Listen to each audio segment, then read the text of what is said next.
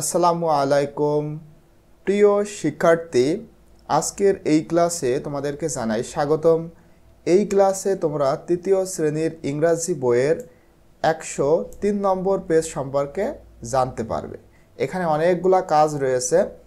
এই কাজগুলা সম্পূর্ণ করতে হলে অবশ্যই তোমাদের এই যে উপরে যেটা রয়েছে, অর্থাৎ এই যে এখান থেকে তোমরা দেখো, এইটা তোমাদের কিন্তু ভালোভাবে পড়তে হবে। এই যে ইউনিট 8-এর লেসন 2, এটা আমি তোমাদেরকে পড়িয়েছি। আশা করি তোমরা ভিডিওটা দেখেছো। যারা দেখোনি অবশ্যই আমাদের চ্যানেল থেকে ভিডিওটা দেখবা। তো এখানে দেখো ইউনিট 8-এর লেসন 2, টাইটেল হলো এনজয়িং আ হিল ফেস্টিভ্যাল।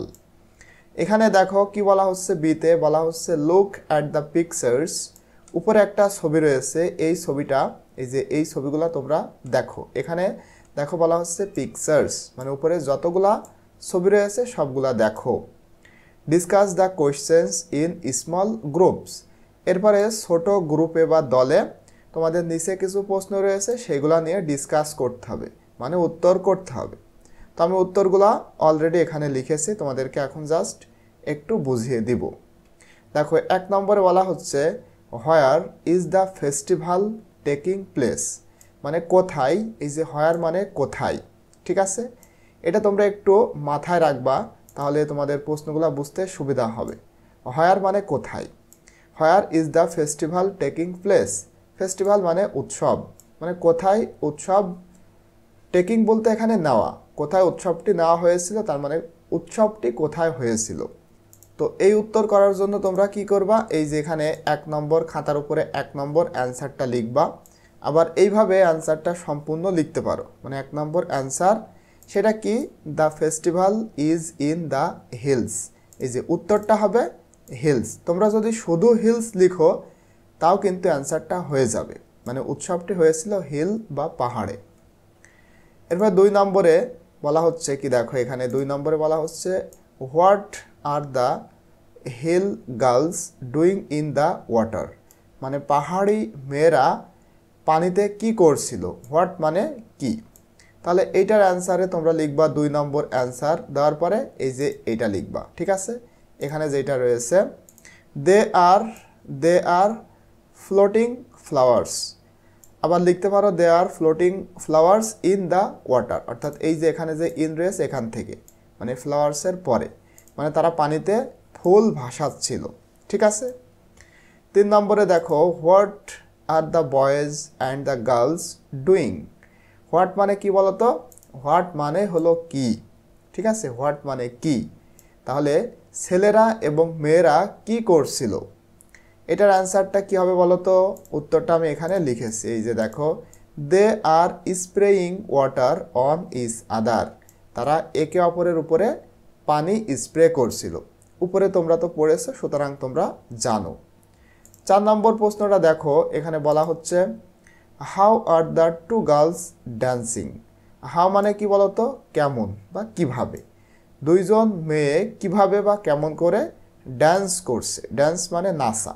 এই যে এখানে দেখো 2জন মেয়ে তারা কিভাবে ড্যান্স করছে সেটা তোমরা লিখবা। আমি তোমাদেরকে লিখে দিয়েছি, দেখো তোমরা চাইলে এভাবে লিখতে পারো the 2 girls are dancing joyfully, মানে আনন্দের সাথে তারা নাচ করতেছে।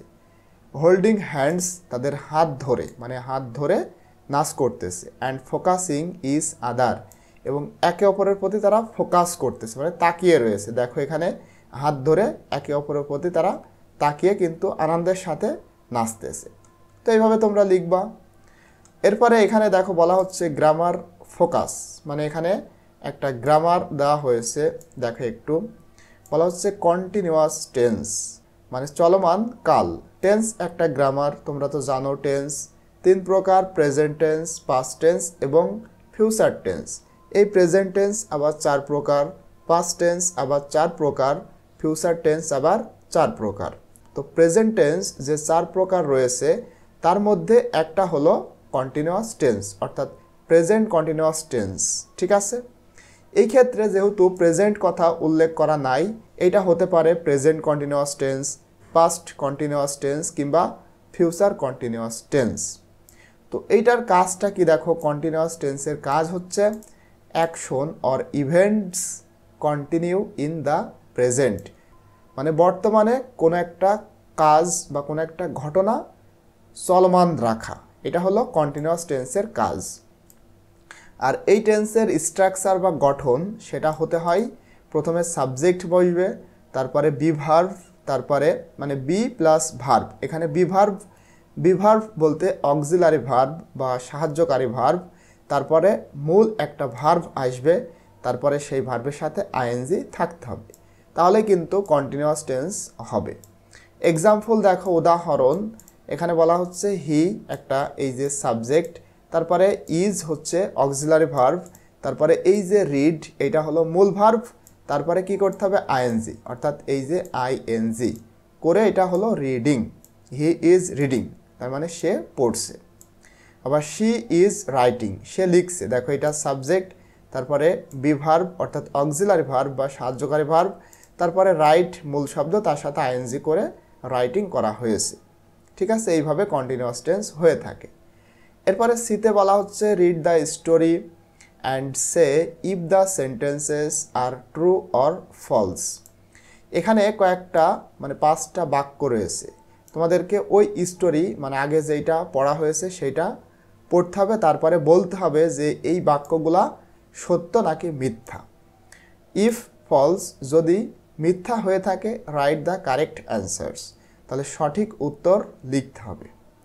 তো আমরা পড়ি, দেখো 1 নম্বরে the name of the hill girl is Sagma, মানে হিল গার্ল বা পাহাড়ি যে মেয়ে তার নাম সাগমা, এই কথাটা হলো ট্রু, এই জন্য আমি এখানে লিখেছি ট্রু মানে সত্য। বি নম্বরে বা 2 নম্বরে Sagma welcomes a Chakma girl to her house, মানে সাগমা ওয়েলকাম জানিয়েছিল, স্বাগত মানে স্বাগত জানাই একটা বা একজন চাকমা মেয়েকে তার বাড়িতে। এটা কি সত্য নাকি মিথ্যা বলো তো? অবশ্যই এটা মিথ্যা, এই জন্য আমি এখানে লিখেছি দেখো ফলস মানে মিথ্যা। তারপরে ফলস যদি হয় সঠিকটা তোমাদের লিখতে হবে, তাহলে Sagma welcomes Anika to the মানে টু হার হাউস, সাগমা আনিকাকে, এই যে এখানে রয়েছে চাকমা গার্ল, ঠিক আছে, এই যে চাকমা গার্ল, এইটা হবে না, এইটার পরিবর্তে কি হবে, এটার পরিবর্তে হবে এই যে এখানে আনিকা, এই জন্য এখানে লেখা হয়েছে Anika, Anika to her house, Sagma আনিকাকে তার বাড়িতে আমন্ত্রণ ওয়েলকাম বা স্বাগত জানিয়েছিল। 3 নম্বরটা দেখো on the day of Phool Biju, মানে ফুল বিজুর দিনে hill girls float flowers in the water, মানে পাহাড়ি মেয়েরা পানিতে ফুল ভাসিয়ে দেয়, এই কথাটা সত্য কথা, এই জন্য এখানে আমি লিখেছি কি ট্রু, তোমরা লিখবা ট্রু। 4 নম্বরটা দেখো young boys and girls throw flowers on each other, মানে ছোট বা যুবক বালক এবং বালিকারা তারা একে অপরের উপরে থ্রো করে ফুল, মানে ফুল নিক্ষেপ করে, এটা কি সত্য কথা নাকি মিথ্যা কথা বলো তো? অবশ্যই মিথ্যা কথা, তারা কি করে পানি স্প্রে করে, এই জন্য এখানে আমি লিখেছি দেখো ফলস মানে মিথ্যা, তারপরে মিথ্যা হলে সঠিকটা লিখতে হবে, এই জন্য এটা লেখা হয়েছে the spray water on each other, তারা একে অপরের উপরে পানি স্প্রে করে। এরপরে 5 নম্বরটা দেখো the new year's day is called Mul Biju, মানে নতুন বছরের যে দিন সেটাকে বলা হয় মূল বিজু, এটা কিন্তু মিথ্যা কথা, এটা সত্য কথা না। তাহলে সত্যটা কি, দেখো এখানে আমি লিখেছি, প্রথমে লিখবা ফলস। আচ্ছা এইটা একটু আমি বড় করে দিই, এটা একটু মুছে দিই, যেহেতু এটা হয়ে গিয়েছে, আমি এইটা একটু বড় করে দিলে তোমরা বুঝতে পারবা, ঠিক আছে। দেখো আমি এখানে লিখেছি ফলস, তারপরে the new year's day is called গিজ্জা পিজ্জা, নতুন বছরের যে দিন সেটাকে ডাকা হয়ে থাকে গিজ্জা পিজ্জা বলে, আর এখানে রয়েছে মূল বিজু, এটা ফলস। এরপর ডিতে দেখো বলা হচ্ছে রিড দ্য স্টোরি ইন্ডিভিজুয়ালি, মানে এককভাবে ওই গল্পটা আবার পড়তে হবে, and write answer to each of the questions, তারপরে প্রতিটা প্রশ্নের উত্তর তোমাদের এখানে লিখতে হবে। তো 1 নম্বর প্রশ্নে দেখো বলা হচ্ছে হোয়ার ডাজ আনিকা লিভ, মানে আনিকা কোথায় বাস করে, উত্তরে তোমরা লিখবা Anika lives in the plain land, এই যে উত্তরটা হবে প্লেইন ল্যান্ড, মানে আনিকা সমতল ভূমিতে বাস করে। 2 নম্বরে what is the name of the girl আচ্ছা, what is the name of the hill girl, মানে পাহাড়ি মেয়ের নাম কি? তাহলে এখানে তোমরা শুধুমাত্র যদি লিখো যে সাগমা, তাও কিন্তু অ্যান্সারটা হবে। তাহলে the hill girl's name is Sagma. ঠিক আছে, পাহাড়ি মেয়ের নাম সাগমা।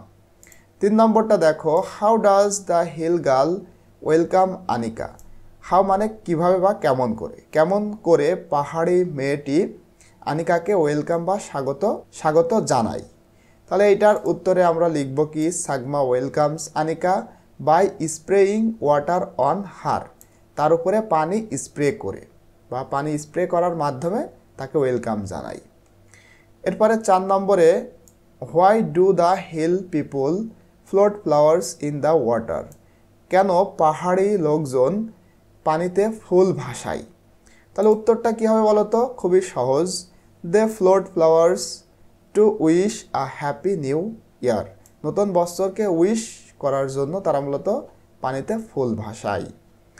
এরপরে দেখো 5 নম্বরে বলা হচ্ছে, what do hill people do on the day of Mul Biju, মানে পাহাড়ি লোকজন এই যে মূল বিজু যে দিনটা রয়েছে এই দিনে তারা কি করে? তো তোমরা এইভাবে লিখবা, অন দ্য ডে অফ মূল বিজুর দিনে ইয়াং বয়েজ অ্যান্ড গার্লস, এখানে তুমি লিখতে পারো পিপুল, যেহেতু প্রশ্নে পিপুল রয়েছে এইভাবে লিখলে হবে। আবার যদি লেখো যে বয়েজ অ্যান্ড গার্লস তাও হবে। আমি এখানে বয়েজ অ্যান্ড গার্লস লিখেছি। Boys and girls spray water on each other away sorrows, মানে দুঃখকে সরাতে তারা একে অপরের উপরে পানি স্প্রে করে মূল বিজু যে দিন সেই দিনে।